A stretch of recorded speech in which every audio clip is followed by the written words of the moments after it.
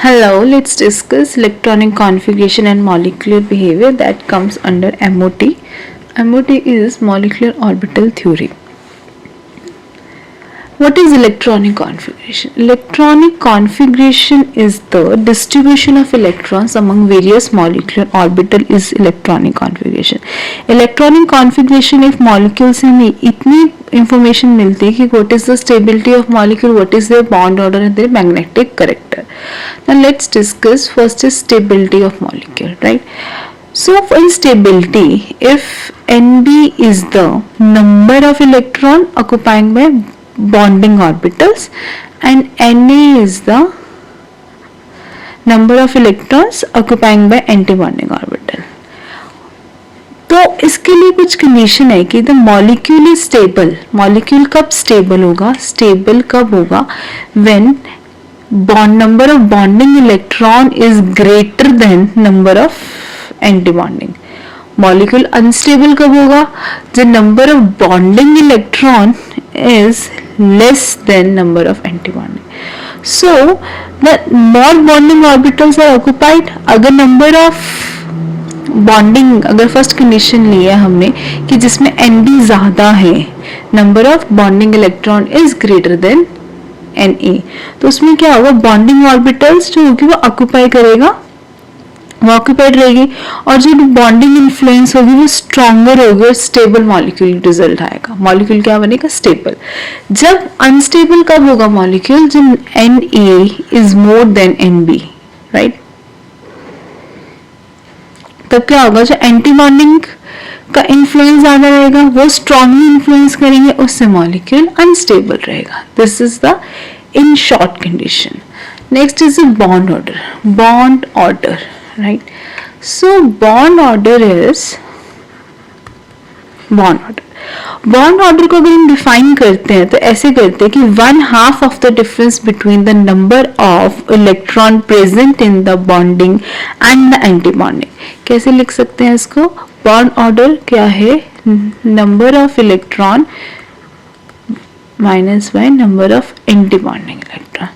जो rule discuss कर रहे हैं हम रिगार्डिंग स्टेबिलिटी ऑफ मॉलिक्यूल, उसको हम ऐसे भी डिस्कस करते हैं कि जब हम मॉलिक्यूल ज्यादा हुआ, नंबर ऑफ बॉन्डिंग इलेक्ट्रॉन ज्यादा है तो एक पॉजिटिव बॉन्ड ऑर्डर आएगा, मींस कि स्टेबल मॉलिक्यूल बनेगा.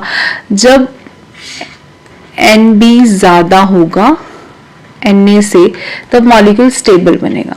जब Na ज्यादा होगा Nb से तो मॉलिक्यूल अनस्टेबल बनेगा, उसको बॉन्ड ऑर्डर पे भी अनस्टेबल होगा. बॉन्ड ऑर्डर जीरो भी हो सकता है, नेगेटिव भी हो सकता है. इस कंडीशन में बॉन्ड ऑर्डर नेगेटिव और जीरो हो जाता है. जब ऐसे स्टेबल मॉलिक्यूल होगा तो एक पॉजिटिव बॉन्ड ऑर्डर आएगा, राइट? सो अभी हम पढ़ रहे थे बॉन्ड ऑर्डर का, तो हम थोड़ा सा नेचर ऑफ बॉन्ड भी हमें पता होना चाहिए कि जो इंटीग्रल बॉन्ड ऑर्डर की वैल्यू होती है, इंटीग्रल वैल्यू कौन सी होती है? 1, 2 and 3 that correspond to double, single, double and triple bonds. This is the basic concept. Next is the magnetic character. अब magnetic character की बात करें तो magnetic character में दो चीजें आती है, एक आता है पैरामैग्नेटिक, एक आता है diamagnetic. What? So if all the molecular orbitals in the molecule are doubly occupied, the substance is diamagnetic. That means repelled by magnetic field. But if one or more molecular orbitals are singly occupied, it is paramagnetic. तब paramagnetic होगा जब वो singly occupied होगा. जब उसमें unpaired electrons होंगे ही नहीं, that is diamagnetic. This is just about the magnetic nature, right? So electronic configuration हमने यहाँ पे समझी कि इसमें stability of molecule, bond order, magnetic character के बारे में पढ़ा. Next is the bonding in homonuclear like H2, O2, C2 etc. Diatomic molecules, right? So अब हमें बॉन्ड ऑर्डर का पता है कैसे निकालते हैं, राइट? सो हाइड्रोजन की हम बात कर रहे हैं. हाइड्रोजन मतलब हम H2 से शुरू करते हैं इसको, राइट? सो H2 में क्या है? It is form by combination of 2 hydrogen, right? 2 hydrogen के कॉम्बिनेशन से हमारे पास H2 की फॉर्मेशन होगी. मतलब ईच हाइड्रोजन एटम के पास 1 इलेक्ट्रॉन है उसके 1s में, मतलब इन दोनों के पास अपने अपने 1s में इलेक्ट्रॉन्स तो प्रेजेंट है. सो जो 2 इलेक्ट्रॉन्स एंड हाइड्रोजन एटम जिसको हम रिप्रेजेंट रिप्रेजेंट करेंगे, हमने पढ़ लिया कैसे एक सीरीज बनती है, right. So this is bonding, अगर स्टार लगेगा तो एंटी बॉन्डिंग, ये सब हम पढ़ चुके हैं, अगर आपको देखने तो हम नेक्स्ट वीडियो में देख सकते हैं।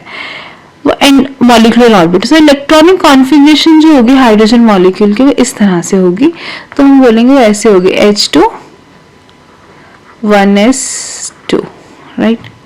सो तो बॉन्ड ऑर्डर अगर हमें कैलकुलेट करना है H2 का तो कैसे करेंगे, bond order is number of bonding minus number of anti bonding. So number of bonding कितने हैं यहाँ पे 2, एंटी बॉन्डिंग है 0, so 2 आंसर है हमारे पास 1.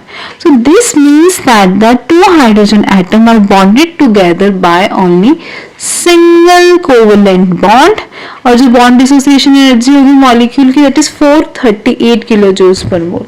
लेकिन as you know there is no unpaired electrons present in the hydrogen molecule, so it is diamagnetic. ये क्या है हमारे पास, एक डायमैग्नेटिक है. अब हम एग्जाम्पल लेंगे हीलियम के, राइट. सो हीलियम में क्या है, इसकी इलेक्ट्रॉनिक कॉन्फ़िगरेशन हीलियम की होती है 1s2, right. So each helium atom के पास 2 इलेक्ट्रॉन्स है, तो in H2 molecule there are 4 electrons, right. So 4 electrons की कॉन्फ़िगरेशन क्या होगी, 1s2 स्टार 1s2. सो इसका बॉन्ड ऑर्डर क्या आएगा, bonding minus anti-bonding is equal to 0. So H2 molecule is therefore unstable and does not exist, ही नहीं करेगा. Okay. So similarly B2 का भी ऐसे ही होगा. Next is lithium. In lithium case में क्या आएगा, Li2, right. So इसकी configuration होती है 1s2 and 2s1, right. So there are 6 electrons in lithium. So electronic configuration कैसे बनेगी, 1s2 1s2, right. So अगर हम इसको, लेकिन जो अब इसकी ये जो कॉन्फ़िगरेशन अगर हम इस तरह से लिख रहे हैं तो जो हम इसको ऐसे भी लिख सकते हैं, के पे ये कंसीडर हुए और 2s स्क्वायर, राइट. इसको हम ऐसे भी रिप्रेजेंट करते हैं, के क्या रिप्रेजेंट करता है, क्योंकि क्लोज के शेल में है ये, तो सबसे पहले वो कौन है, पहला के रिप्रेजेंट कर रहा है सिग्मा 1s को और दूसरा कर रहा है सिग्मा एंटी बॉन्डिंग 1s को. सो इलेक्ट्रॉनिक कॉन्फ़िगरेशन से क्लियर हुआ कि there is a 4 electron present in the bonding molecular orbital and 2 present in the anti bonding molecular orbital. So हमारा बॉन्ड ऑर्डर क्या हो जाएगा, this. So we get 1. That means lithium ion is stable. Since it has no unpaired electron, it should be diamagnetic. ये क्या होना चाहिए हमारे पास, diamagnetic. Now we take example of carbon. Carbon's electronic configuration is 1s2 2s2 2p2, right. So there is 12 electrons, right. So 12 electrons को हमने देखा कि हम ऐसे भी रिप्रेजेंट कर सकते हैं, सिग्मा 1s सिग्मा 1s2, ठीक है. फिर हम यहाँ से शुरू करेंगे, 2s2 एंटी बॉन्डिंग में जाएगा अभी, उसके बाद जाएगा pi 2px2 that is equal to pi 2py2. So we get, so in this there is 8 bonding and 4 anti-bonding, so we get 2. So it should be diamagnetic in vapor phase, right. So next we take example of oxygen. In oxygen there is electronic configuration, each oxygen atom has 8 electrons, right. So 8 electrons की configuration है 1s2 2s2 2p4, right. सो इसका क्या बनेगा, जो हमारे पास electronic configuration हम O2 की लिखेंगे, दैट इज कि डबल के से हमारा रिप्रेजेंट हो रहा है सिग्मा 1s और सिग्मा 1s2, तो हम इसमें क्या लिखेंगे, के 2s2 2s एंटी बॉन्डिंग 2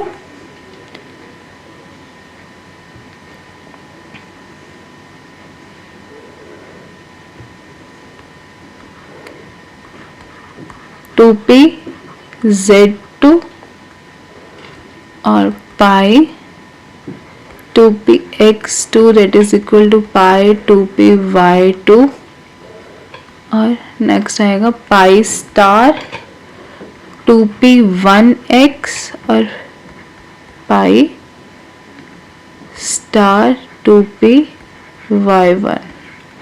सो इससे हमें क्या हुआ, हमारे पास बॉन्ड ऑर्डर आया 1/2 10 बॉन्डिंग और 6 anti bonding and we get 2, that means oxygen molecule atom are held together by double bond and it may be noted that ki O2 should be paramagnetic in prediction also.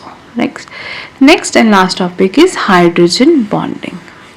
Hydrogen bonding क्या होता है? Hydrogen bond को हम ऐसे define करते हैं कि एक अट्रैक्टिव फोर्स है जो बाइंड करेगा हाइड्रोजन एटम को, मॉलिक्यूल को एक अनदर इलेक्ट्रोनेगेटिव एटम के साथ, right? So nitrogen, as we know all no, electron most electronegative atom is nitrogen, oxygen and fluorine, right? So they are highly electronegative element. Even when they are attached to hydrogen atom to form a covalent bond, the electrons of the covalent bond they are shifted, वो shift हो जाते हैं towards the electronegative atom और जो hydrogen है उस पर partially positive charge आ जाता है, right? So this bond जो उसको हम hydrogen bond बोल रहे हैं, this bond is weaker than covalent bond. For example, हम एक एग्जाम्पल लेते हैं हाइड्रोजन फ्लोराइड की। इसमें हम देखेंगे कि जैसे this is right, so this is like this,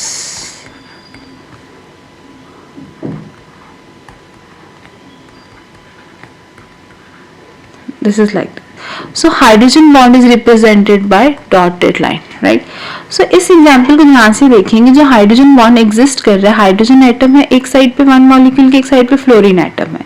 सो इस फिगर से हमें डिपिक्ट हो रहा है कि हाइड्रोजन बॉन्ड जो है then act as a bridge between two atom which holds one atom by covalent bond and other atom by hydrogen.